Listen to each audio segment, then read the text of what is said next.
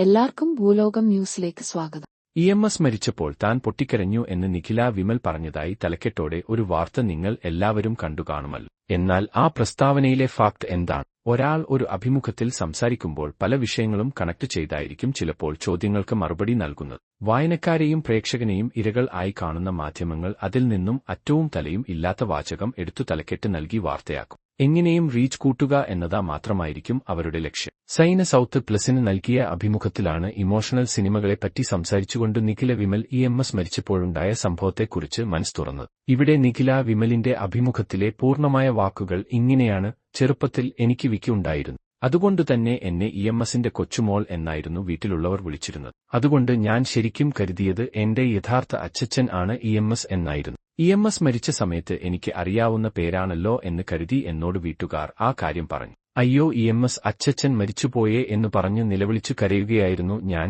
ഇതാണ് നിഖിലയുടെ വാക്കുകൾ. എന്തെങ്കിലും വിഷമമുണ്ടെങ്കിൽ അമ്മയോട് പറയാറില്ലെന്നും താരം പറയുന്നു. അമ്മ ഒഴികെ ബാക്കി എല്ലാവരോടും പറയും. അമ്മയെ പെട്ടെന്ന് ബാധിക്കും. പ്രശ്നങ്ങളുണ്ടെങ്കിൽ ചേച്ചിയോടും അടുത്ത സുഹൃത്തുക്കളോടുമാണ് പറയും. ആ സമയത്ത് ഞാൻ അധികം വീട്ടിൽ പോകില്ലെന്നും താരം പറയുന്നു. അതേസമയം വൈകാരികമായ രംഗങ്ങളുള്ള സിനിമകൾ കാണാൻ തനിക്ക് പ്രയാസമാണെന്നും നിഖില പറയുന്നുണ്ട്. ഇമോഷണൽ സിനിമകൾ കാണാൻ എനിക്ക് ബുദ്ധിമുട്ടാണ്. ആനക്കുട്ടിയെ സമ്മാനമായി കിട്ടുകയും ഒടുവിൽ കാട്ടിൽ വിടുകയും ചെയ്യുന്ന സിനിമയായ സമ്മാനം കണ്ട് ചെറുപ്പത്തിൽ ഭയങ്കരമായി കരഞ്ഞിട്ടുണ്ടെന്നാണ് താരം പറയുന്നത്. സിനിമയിലാണെങ്കിൽ പോലും മാത്യുവിനെയോ നസ്ലനെയോ ആരെങ്കിലും അടിക്കുന്നത് എനിക്ക് കണ്ടിരിക്കാൻ സാധിക്കില്ല. സിനിമയാണെന്ന് അറിയാമെങ്കിലും പാടാണ്. അത്തരം കാര്യങ്ങളിലൊക്കെ ഞാൻ ഭയങ്കര ഇമോഷണൽ ആണ് എന്നാണ് നിഖില പറയുന്നത്. ഉണ്ണി മുകുന്ദനൊപ്പം അഭിനയിക്കുന്ന ഗെറ്റ് സെറ്റ് ബേബിയാണ് നിഖിലയുടെ പുതിയ സിനിമ. കൗതുകകരമായ വാർത്തകൾക്കും വിശേഷങ്ങൾക്കും ഭൂലോകം ന്യൂസ് സബ്സ്ക്രൈബ് ചെയ്യൂ.